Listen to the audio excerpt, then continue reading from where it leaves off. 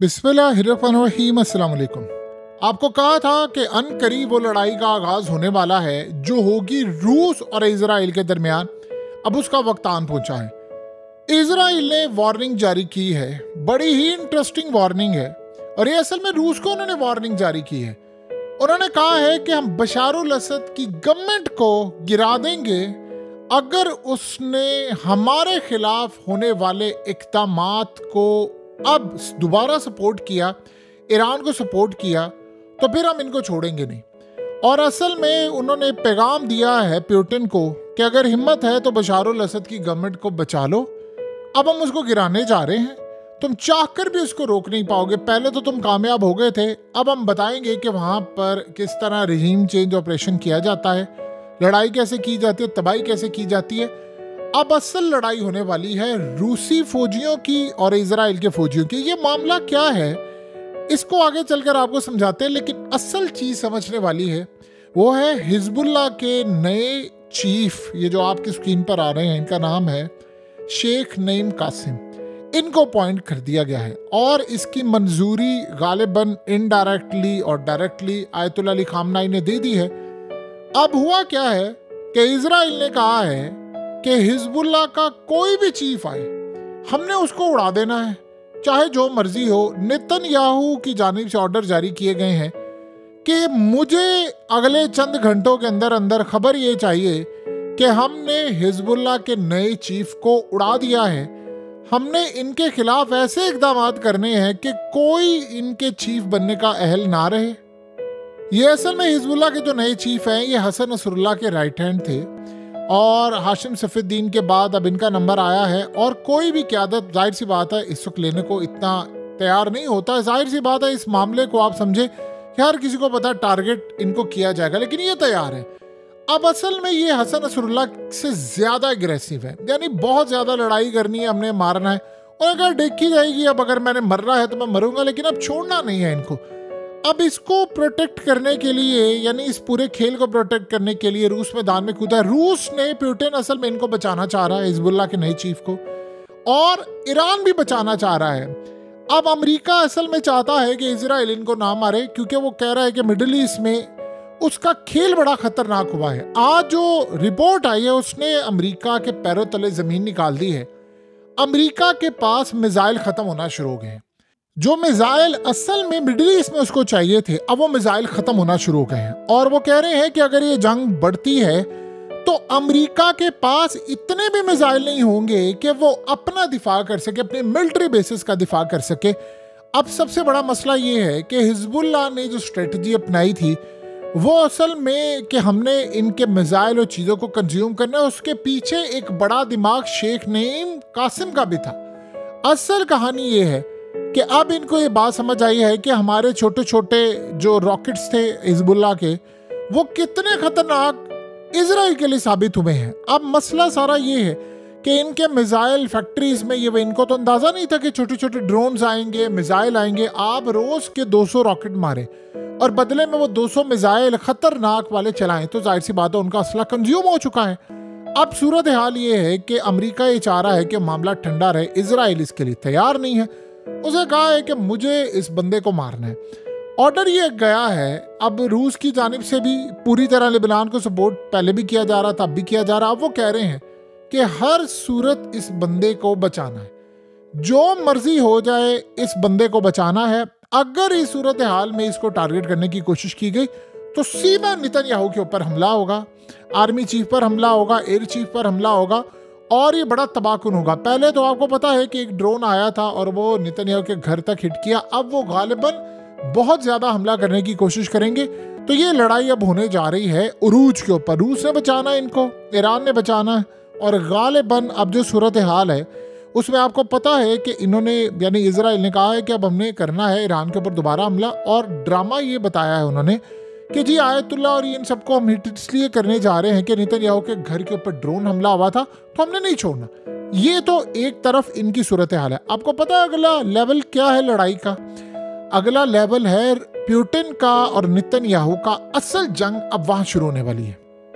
देखिए, बशार अल असद की गवर्नमेंट बिल्कुल आज से कई साल पहले ऑलमोस्ट खत्म हो गई थी और वो रिजाइन देने के लिए भी तैयार था, क्योंकि वहां पर ऑपरेशन, हालात खराब, खाना जंगी, ये सारा मामला आप सबको पता है। लेकिन फिर उसने ईरान से रिक्वेस्ट की, ईरान ने आगे रूस को कहा, रूस ने कहा कि बस इनफ इज इनफ हो गया है, अमेरिका को मिडिल ईस्ट में फारिग करना है। तो वो वहां पर आगे उन्होंने आकर बशार अल असद की गवर्नमेंट को बचाया और इसको चाइना ने भी बैक किया। अब आपको पता है कि उसके बाद बशार अल असद की सुलह भी करवा दी थी मिडिल ईस्ट की सारी कंट्रीज से, सबके साथ जिन जिन से लड़ाइयाँ थी, सब वो सारे के सारे मामला उन्होंने क्लियर कर दिए।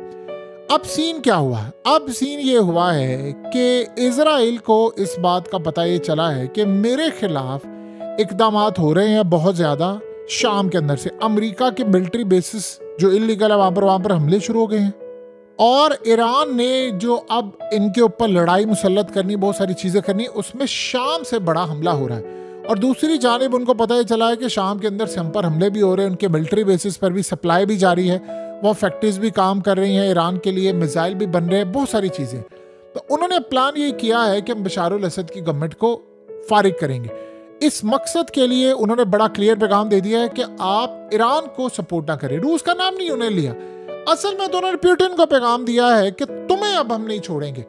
अब जाहिर सी बात है, जब आप वहां पर हालात खराब करेंगे, स्ट्राइक करेंगे, तो अब वो वक्त आ गया है डायरेक्टली कि रूसी फौजों का मुकाबला अब होना है इजराइल की फौजों के साथ। अगर ये रूसी फौजें ना होती तो शाम इस वक्त गया था आपके हाथ से। ये गुलान हाइट्स के एरिया पर रूस की फौजें वहां पर तैनात हैं। असल में अब इनको एक चीज पता चली है, जो इंटेलिजेंस इनकी मालूमात है, अमेरिका की जो मिलिट्री बेसिस है शाम के ऊपर, वहां पर होने शुरू हो गए हैं हमले और पिछले 3-4 दिन से काफी हमले हो रहे हैं। वहां पर प्लान ये कर रहा है रूस कि वहां से अमेरिका को भगाया जाए। अमेरिका अगर वहां से भाग जाता है तो फिर वहां पर आसानी के साथ ऐसी फोर्सेस का कयाम आ सकता है, ईरान को स्पेस दी जा सकती है, तो जहां से इजराइल को सपोर्ट ना मिले। इसराइल को पता है कि अगर अमेरिका यहाँ से निकाल दिया गया तो मेरे लिए खतरनाक सूरत हाल पैदा हो जाएगी, क्योंकि इराक से तो आपको पता है 1 साल का वैसे कॉन्ट्रैक्ट रह गया है, वहां से उनको निकालना है। तो शाम के अंदर तो कोई कॉन्ट्रैक्ट था नहीं, वहां तो अमेरिकी वैसे ही आए हुए थे, तो उनको अब निकालने की भरपूर हो रही है तैयारी।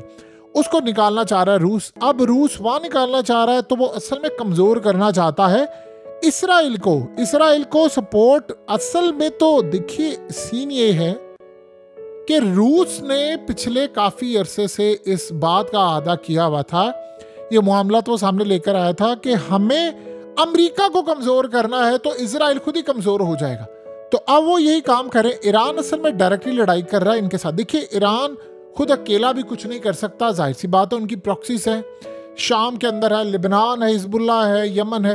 अगर ये प्रॉक्सी ना हो तो फिर ईरान की ताकत भी नहीं हो। ईरान को इतने साल लगे हैं अपनी ये ताकत बनाने के लिए, यही पावर्स होती हैं। तो अब इन ताकतों का आप लेवल देख सकते हैं कि यमन ने अब अंडर सी ड्रोन्स और व्हीकल जो बनाई हैं वो डायरेक्टली जाकर इसराइल को हिट करने के लिए जा रही हैं। और आज जिस तरह उन्होंने यमन ने ड्रोन्स मारे हैं, वो ड्रोन आपने देखा है जिस तरह एशक्लोन और दीगर जगहों पर जाकर हिट करें, तो ईरान का इसमें बहुत बड़ा हाथ है। अब जब ये रिजीम चेंज करने की कोशिश करेंगे शाम के अंदर, तो रूस की फौजें डायरेक्टली इसराइल को हिट करेंगी। तो वो क्योंकि उन्होंने देखिए पहले था दिफा करना, इसके अलावा मामला दिफा से बढ़कर आगे आ गया। जैसे मिसाल के तौर पर आज रूस ने बड़ी मुबारक दी है ईरान को कि तुमने इजराइल का बहुत बड़ा हमला रोका है और कहा है कि तुम्हारा दिफा करने का भी हक है, मारने का भी हक है। तो उन्होंने इसराइल को बड़ा पैगाम दिया है कि आप इस बात को अच्छी तरह समझ लें, आपका हमला किसी सूरत हम कामयाब नहीं होने देंगे। तो अब उसने असल में तो वो रूस को सबक सिखाना चाहता है कि तुमने ईरान के ऊपर जो हमारा हमला था उसको कैसे कामयाब नहीं होने दिया। तो वो रूस को सबक सिखाने के लिए बशार अल असद की गवर्नमेंट को गिराने के लिए तैयार है और लड़ाई असल में अब इनकी होने जा रही है आपस की। तो यहाँ पर अब आने वाले वक्त में आपको वो पूरा सिनेरियो नजर आएगा कि रूस और इजराइल आमने सामने आएंगे।